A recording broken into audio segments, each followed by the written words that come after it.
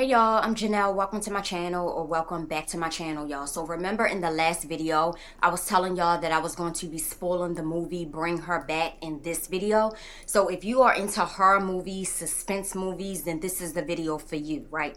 Now keep in mind, I'm going to try to, explain everything in the movie as far as I can remember, considering the fact I can barely remember everything I done yesterday or the day before, right? But yeah, this was a different type of horror movie, y'all. When it comes to horror movies, I've been watching them since I was about 8 years old, right? I've seen them all. This one right here, I've never seen anything like it, okay? And I do want to share my favorite horror movie of all times, which it really wasn't horror, but it was listed under horror. That was the genre, but to me it was suspense, was Last House on the Left. If y'all ever saw that movie with a girl and her parents, she was the only child, and her parents, they had like a summer vacation house that they will go to every year. Just to share that, to let you know the type of movies that I'm into. And that movie, that was a lot too, but yeah, that's, they are the type of movies that I'm into, right? So if y'all ever saw that, then y'all know where this is going, right? This movie right here, like I said, it was very intense, y'all. It will have you on the edge of your seat the entire time. Like, I don't know if I want to say, oh my goodness, it was so good, or do I want to say it was so bad. It was one of the craziest horror movies I've ever seen. I don't know. It was just a lot going on, y'all. When I left out of there, if y'all saw my last video, I was kind of like upset because I did not know what this movie really was going to be about. I had saw little snippets of it on TikTok, and the snippets I saw was enough for me to be like, I'm going to see this, right? So yeah, I don't know. The movie was a lot, y'all. It was a lot to take in. If y'all into horror movies, I don't know if I want to say, oh, you got to go see it. I don't know if I want to tell you that or not. I just don't know. It was a lot. And some things can really play on people's emotions, even though we know it's just a movie. It was a lot. It made me mad as hell. I'm going to say that. I was so mad. So, okay. Now, the reason why I had went to see this movie at 4:45, the reason why I went during that time, because I was thinking, like, I really don't even know what this is really about. And if I leave out of here at nighttime and I got to go to the parking garage by myself to my car in this crazy world, I just don't know about that, right? So I was just like, I'm going to go around 5 or something like that, right? I started to go around 7, but then I was thinking, okay, I think the movie is about 2 hours. I leave out, it's pitch dark. I gotta get in the elevator, go up to the 5th floor, because the area where I be going to the movies and the law, when I be going to the market, moms and all of that, they have like a parking garage, right? So I was just thinking like, okay, I would have to get on the elevator probably by myself, go up to the 5th level, and then go to my car by myself after seeing what I'm about to see. I just don't know about that, right? In this crazy world too. I just don't know. So that's when I was like, you know what? I'm going to go during the daytime for that reason. Now, if I could have parked like in the lot right in front of the movies or something, then yeah, it wouldn't have been a problem, right?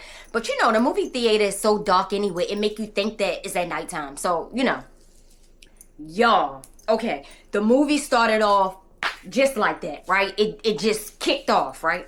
So in the beginning, the way it started, it was this boy and his sister. I would say he was about... Now, if they said his age, I missed that part. I would say he was about 15, 16. His sister was about 13, maybe 12, okay? So they lived with their dad. Their dad was in the shower. Next thing you know, they heard this big old thump. And then when the son went into the bathroom, the dad was laying out on the floor, and it was nothing but blood, right? Then the sister went in the bathroom, and this is the part that I did not share. The sister is blind, right? So she went in the bathroom and she was feeling around, and of course she could feel like the wetness and all of that, and she just like zapped out, right? So their dad died. Then the next clip they showed like the dad being carried out in a body bag and all of that, right? Then here we go. This is the part that was kind of like, okay, wait a minute, what is happening? I think I know where this movie is going a little bit, right? So it was this lady who...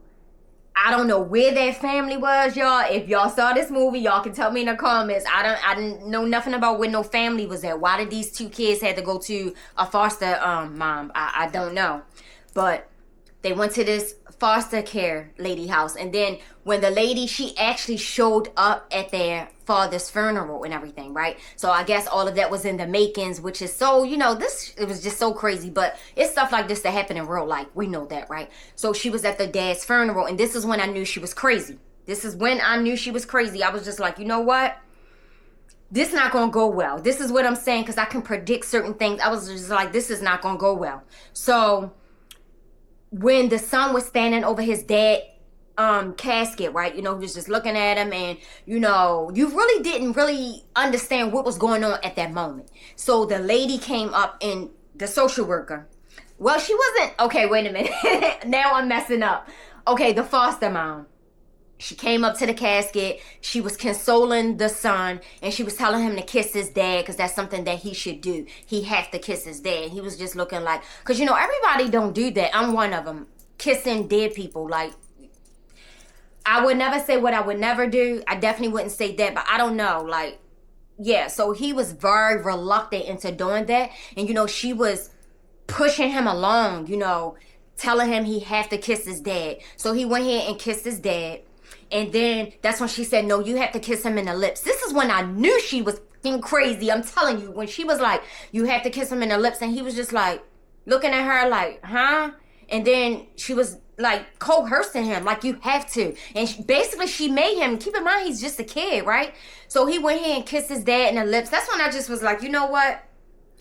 Something is wrong with her. And I was getting so mad, y'all. I was getting so mad. So, okay, after that, when people were out, you know how the family and the friends and everything, they leave out of the room where the casket is. The foster mom, whatever you want to call her, she had scissors in her bag, and she cut the father's hair. She cut some of his hair from around his ear. That's when it solidified the fact that she was fucking good and crazy, right? And I was just like, okay, oh my goodness, okay? So that's when the kids, you know, they had packed up their stuff and everything. You know how it just skipped to different scenes. So they had packed up all of their things, and the son, he had a car. So that's why I say he had to be 16, 17. Yeah, he was about 16, 17, maybe 15, but I would say 16, 17, right? He had a car, so they were driving to the foster mom's house, right? She had a nice house, and when I say nice, I don't mean nice meaning the house was so laid out in the inside. It was the property. It was the outside of her house. She lived like kind of sort of in the middle of nowhere, right? So yeah, she had like some nice land and everything. She had a nice dwelling, right? So they gets to her house, and then, you know, when they get there, that's when she has this little boy there, right? So the little boy, he just seemed very odd, very strange, right? He wasn't talking or anything. He was just like kind of frail, and they were asking her, well, keep in mind, the daughter is blind, right? But she was very good, you know, with her surroundings, and you know what I mean, how some blind people, they're very good with like feeling their way around and everything, right? So the son was asking the foster mom who was the little boy and what was his name and everything. And then she said, I can't remember his name. I don't remember none of their names, y'all. So she was telling him like, yeah, you know, let's just say if his name was Tommy. That's Tommy, you know. And he was just like, hi, you know. And he was looking at him, and the little boy just was looking really, really odd, you know. So he was asking her what was wrong with him. And she said, oh, he's mute, you know. She was just brushing it off as if he was, you know, he had his own set of problems and nothing was going on. But you can clearly see that something was wrong. Like something major was wrong, right? So she took them to their rooms. Now, this is the part that I didn't get into. She took the little girl to a room that was already laid out, you know. Because if you're a foster mom, you're going to have like, and you know that you're about to get kids, you're going to have all of that already prepared anyway. But this room was, you know, you could tell that that was somebody else's room prior, right? All of this little girl stuff and everything all around. So come to find out, the foster mom had a daughter. So she was telling the blind, you know, little girl, and I hate to keep saying blind, but I'm going to just say little girl, because it was only the girl and her brother, and then keep in mind, it was the little boy that was already at her home when they got there, right? So she was telling the little girl that that was make herself at home, that was, then she started getting into the fact that that was her daughter's room. And she was like, where's your daughter? And then that's when you could tell this lady was good and crazy, y'all. She was good and crazy. She played the hell out of that role, when I tell you. So they were like, she was just like, yeah, this is my daughter's room. And she was just like, where is your daughter? And she was like, she passed away. And she was like, how? And she said she drowned. So that's when I was just like, okay, something ain't right about this, okay? So I was really into it. And keep in mind, it was only about 8 people in the movies, because most people go to the movies at night. So yeah, it was about, if it was even 8 people, right? So that's when, she was like showing him around the house and everything. And then the son, she showed him his room, which it was kind of like very small and real like untidy, and because her house was kind of untidy anyway, right? And I think it was just like a little cot or whatever. It just was like a real raggedy looking room, right?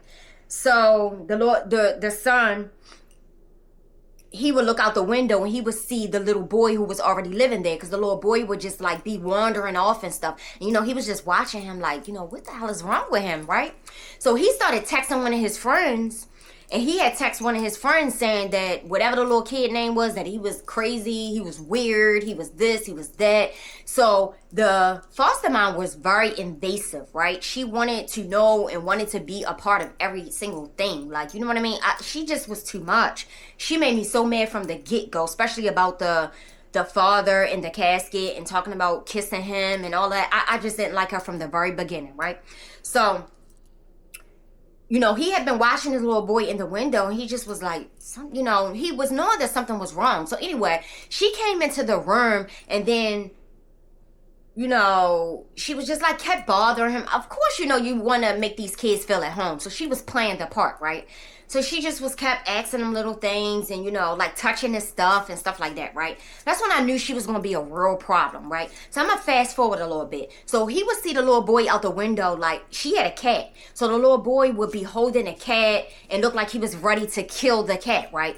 And this happened a couple times. So the foster mom like would run out the house and, get him and tell him to let the cat go and stuff like that. And the cat was like, meowing and wanted to just jump out of his arms. It was just like, what in the hell is going on with this little boy, right? So you could just tell that he just wasn't being treated fairly. You could just tell, right? So that's when she, this particular time she had got the cat, from literally looked like he was going to snap the cat's neck. That's what it looked like. So I was just like, whoa, this is a lot. So I'm gonna fast forward a little bit. So I don't even recall how many days they actually was living with her, right? But in the middle of the night, the boy, not the one that was different, but the foster, the son and the daughter. Remember, I'm just referring to the son and the daughter. So even though they wasn't her kids. But okay, so the son, in the middle of the night, he would wake up and his pants and everything was wet, as if he urinated on himself. And he was looking like, what the heck? You know what I'm saying? Keep in mind, they had been through a lot. Their dad just died. So it was possible he didn't recall urinating on himself, and he knew that he didn't urinate on himself. But, his mom was playing tricks on him. So he was like drenched in urine. And, he would go to her washer and dryer and go ahead and wash his clothes and everything, right?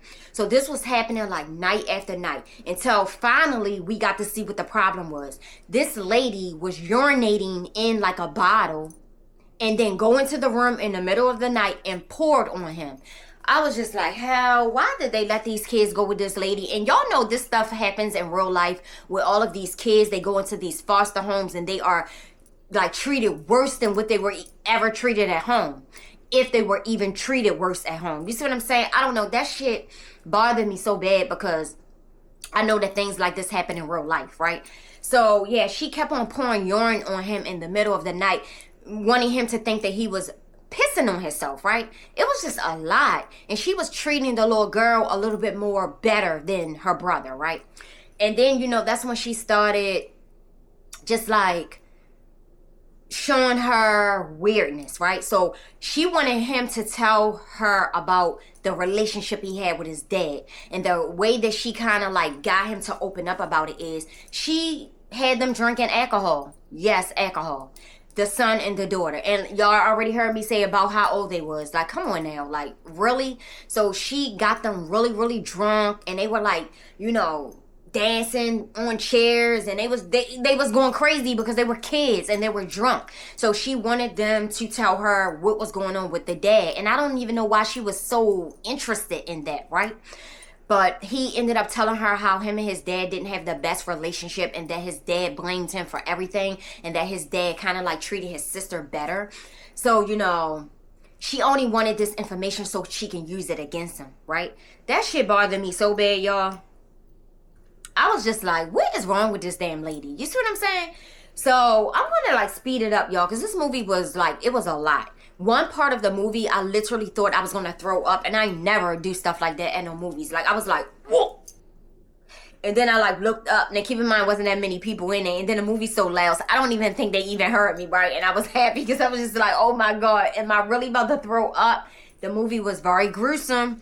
So that's when you got to see more and more of how she was mistreating the little boy that was already there, y'all. She wasn't even feeding him. I knew something was going crazy with that. She wasn't even feeding him. Y'all, he almost like turned into a monster.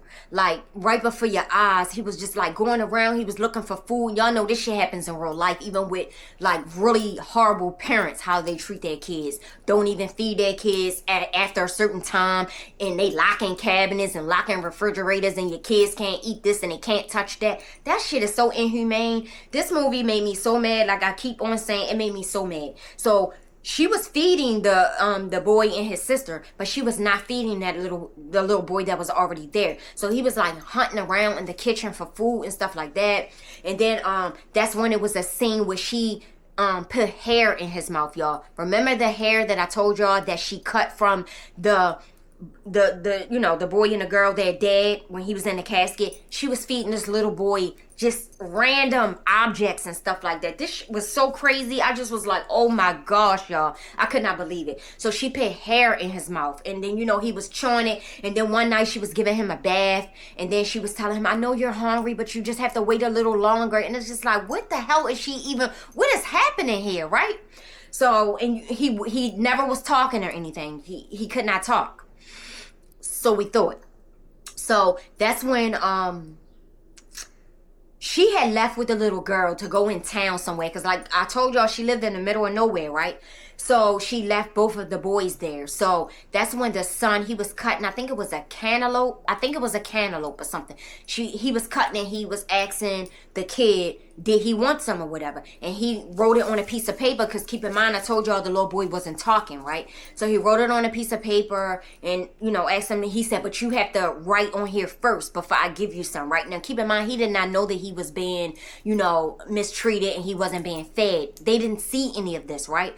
So when he went to, he wanted him to write on the paper, but he had wrote what his name was, right, on the paper. That's all he wrote. So he gave him it was like the knife was still stuck in the cantaloupe. He gave it to him, right? So the little boy was so hungry, y'all. He ate the cantaloupe, and then he bit down on the knife. When I tell you that shit right there sent me, y'all, he bit down on the knife and it went through his lips. His lips was cut. Oh my gosh. And it was just like all this blood. And keep in mind, the boy, he just went into a panic mode because he never saw no like this, right? Whatever the little boy name was, I cannot recall. He screamed his name and was like, oh my God. And, you know, he grabbed the cantaloupe out of his mouth. Keep in mind, y'all, it might not even been a cantaloupe, but I think it was. He grabbed it out of his mouth with the knife, and he snatched it. And it was just like all of this blood. And the little boy fell on the floor. And then he was just like, oh my God. You know, he just went into panic mode, y'all. And he was just like trying to get the little boy to come, because y'all remember I told y'all he had a car. He drove him and his sister to that lady's house, right? So he was trying to get the little boy in his car so he can take him to the hospital or something, right? So when they got outside, he was like pulling him. The little boy was very resistant. He did not want to go. So he was pulling him and everything. And then when he got like to a certain part in the yard, it was like nothing but gravel. The little boy would not move. He would not move. It was almost as if he was traumatized and he was taught to not even think about going over this certain part in the yard, right? Well, it was the front of the house.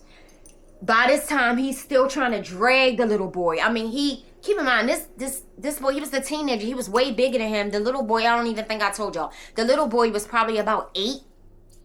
He couldn't even get him off of the grounds of the property, y'all, to get him in his car.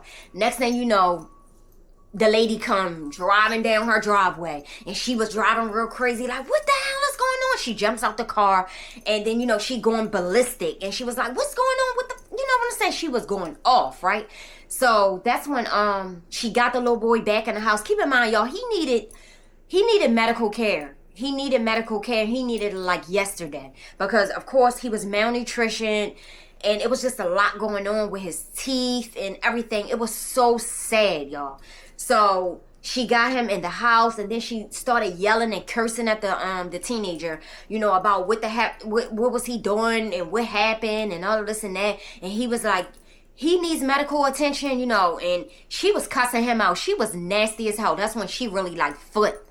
Like, even when you thought that she was as nasty as she can get, you saw her get even more nasty. Like, so far as her behavior and everything, she treated them kids bad. So that's when she had locked the little boy in a room. She didn't even never really give him no medical treatment. I think she just like put a rag on his face and everything. And then he was in so much pain, y'all. She did not want him to scream. She didn't want him to do anything. She had a rag over his mouth and just was like rocking him to like try to go to sleep and everything. This shit was so crazy. And then the boy was in front of the door because he was trying to figure out what is going on. Like, why aren't you taking him to the doctors? Like, why aren't you giving him medical treatment? Like, you know what I'm saying? Like, he just didn't understand what was happening. So his sister was like, you know, moving her way around the house trying to figure out what's going on. So he was telling his sister a little bit, right?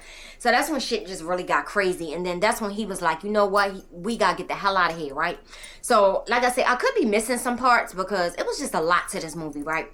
But that's when the boy was trying to get his sister to go. His sister was kind of sort of almost brainwashed from this lady, you know, to think that the brother was going crazy. She was telling the sister that the brother didn't like their dad and that all of this mean and, you know, it was all lies about the father and everything, trying to turn the sister against her brother, right? So he was trying to get his sister to leave, but she wasn't trying to hear it because the lady was not trying to let her go. So that's when he just got in his car and he drove to the social services, right? Yeah, I believe it was social services. So when he got in there, you know, he was like, I want to see, let's just say the lady name was Megan. I want to see Megan and I want to see Annelle. And that's when the lady at the front desk was like, you're not seeing her without an appointment.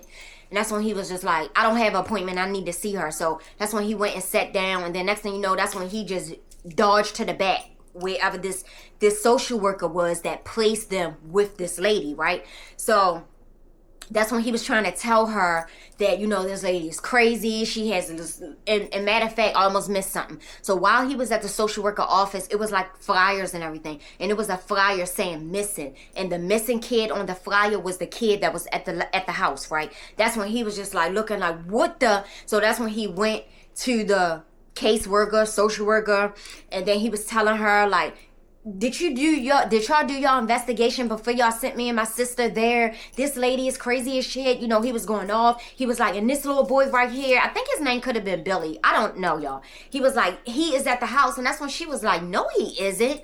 Why are you saying these things about her? Why are you making this stuff up? You know, y'all know how this goes. This happens in real life where people don't want to listen to kids because they think kids don't know things. And they think just because you're a kid, you are an automatic liar. And, you know, they just don't want to hear anything that kids have to say. Y'all know this happens in real life, right? So the whole plot to the story was very much believable because this shit happens every day, right? So that's when, you know, he was trying to basically tell her, no, this kid is at the house. You know, we got to go back there. I got to get my sister out of there. And then that's when it was like, she said, why are you lying on her? Come to find out, y'all, the lady was a social worker. She was a retired social worker. She had worked there for over 20 years. So you already know how colleagues was not going to believe anything no kid was saying because they only know her from work. And they were like, she wouldn't do that. She's not that type of person. That's when he was like, please, you know, you got to go back to the house with me or whatever. I have to get my sister. You got to see for yourself, right? So, okay. Then it switched back to the house with the little girl and the little boy that was, you know, being mistreated, right? So the lady kind of already knew that something was coming because the boy had got away and got in his car. So she started cleaning her house from top to bottom, like cleaning her house, right? She already knows. She's probably been down this road so many times with kids before, so she know how to play the part. And y'all know this shit happens in real life anyway. If y'all ever saw the Netflix documentary about the little boy named Gabriel, that his mom and the mom's boyfriend was treating him like he wasn't even supposed to ever be born. And if y'all watch that movie, because I think that documentary came out like 3 years ago, maybe 4. It's still on Netflix to this day. Gabrielle, that was his name. Yeah. It just solidifies the fact that y'all, we already know this stuff happens every day in real life, right? So that's when the scene switched again. The boy and the caseworker, they was driving up to the lady house, and she kind of saw them driving up to our house because, like I said, she lived in the middle of nowhere and her house set all the way back, right? So as they driving up, that's when, you know, the social worker, caseworker, because, you know, it depends on what state you in. They could be called caseworkers or they could possibly be still called social workers, right? She didn't want to believe anything the boy was saying anyway. So when she got up to the door, you know, she was like, hi, you know, whatever the lady was. Because, again, they were co-workers. They worked together for many, many years. So she knew her. So she was wrapped, like she had her robe on or her towel on. She had just got out the shower. And then, you know, she was like telling her a little bit about what the boy was saying. She was like, that's all lies. You can come in. So when she got in there, her house was spick and span. So, of course, the lady didn't believe shit, right? So this is the part where I had went to the bathroom, y'all. I could not hold it no more. I had to go to the bathroom so bad. And I was like, why did I have to go to the bathroom on this part? Because I knew shit was about to get real, right? So that's when when they walked into the house, that's when I had to go. So I left out. Y'all know how movie be. You gotta walk all through the hallway, go to the bathroom. It was a lot. So when I got back in there, it had already happened, y'all. The lady was in the yard, stretched out dead. And then the boy, keep in mind I'm talking about the social worker, and then the boy was in the yard, like laying in a puddle of water. And then the lady, the foster mom, she pushed his face in the water and drowned him. And I just knew that he was going to get back up. I was just like, come on now, what is happening here? He's going to get back up, right? So no, he didn't get back up. She drowned him, right? So then that's when the next scene was, I don't know what she had done with the lady's body, but the boy, she had poured him in the house and had threw him in the bathroom on the floor. So this is when the sister was trying to figure out, like, what is happening? That's when she knew something was wrong because she was asking where was her brother, right? And that's when the lady was like, took her, like, again, she was blind anyway. But she was like holding her face and she was guiding her to like this part of the house where it was this deep freezer, right? So she put her hand, she was like, I want you to feel something. So she put her hand in the freezer, and then that's when the girl was like, what was that? Come to find out, y'all, her dead daughter was in the freezer. Remember when she said her daughter drowned? I really don't believe her daughter drowned. It was really no evidence showing that her daughter drowned. Her dead daughter's body was in the freezer, and I believe that the little boy that she was mistreating was eating parts of her daughter's body. I really do, because she wasn't feeding him. He was like, it was this one part when I told y'all that I thought I was going to throw up. He started eating like the table. He bit into the wood. His teeth was all broken up and shit. It was so gruesome. It was so bad. Like I said, she was not treating him. Oh my goodness, that shit almost brought tears to my eyes. It almost brought tears to my eyes because I just was not expecting it. Keep in mind, I did not know what this movie was about. I did not know that this movie was about like torturing kids. I probably would have never went to see it because I don't like shit like that. But So yeah, the daughter was dead in the freezer, and then next thing you know, shortly after that, I don't know how there was alarm. I guess maybe because the social worker never came back to her office, so they sent the police to her house. So as the police were walking up to the house, the little boy who was being mistreated, his stomach had bloated up so big, y'all. Like, oh my gosh. Oh my goodness, it had got so big just from being malnourished, and I guess from eating objects. I don't know. This movie was just crazy, right? So he was laying on the ground, and then that's when the detectives and everything, you know, they were going all around the property and stuff. And then that's when one of the female detectives, she saw him, and she was like, wait, over here, we have a body over here. So that's when the little boy, she was like, who are you?